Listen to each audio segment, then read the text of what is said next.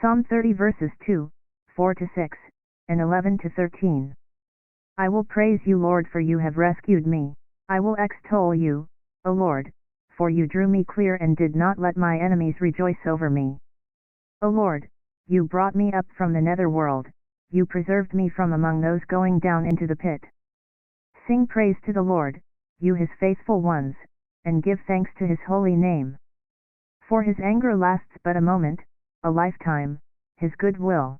At nightfall, weeping enters in, but with the dawn, rejoicing.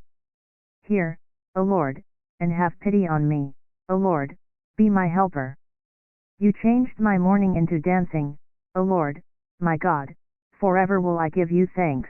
We generally like to think of things in either ups and downs, positives or negatives. Sometimes we are down in the dumps or depression, at other times we are up in the clouds of joy, or general happiness. Perhaps that is why people consider heaven to be above and hell below. In verse 2 we hear David tell his listeners that he is in a state of sadness or depression, we are not told why. In verse 3, he asked for God's help to resolve his issue of concern and God rewarded him with a resolution. The theme of the whole psalm is one of personal thanksgiving for God's repeated care and deliverance in the lives of his believers. Both David's life experience and our own life experience provides us with many reasons to give worship to God. How many times has God provided you with a healing, and you attributed it to your physician? But it is God who is the greatest physician, who provided the earthly physician with the knowledge, understanding, and skills to bring about your healing. As a French surgeon once said, I dressed the wounds, but God healed them. Have you said a prayer of thanksgiving for your physician? Have you said a prayer of thanksgiving for God guiding the physician to an accurate diagnosis?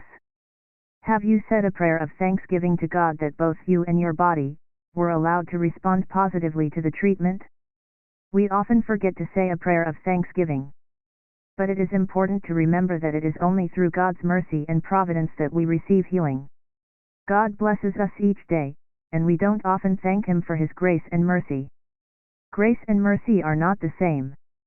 Grace is the unmerited divine assistance given to humans for their regeneration or sanctification.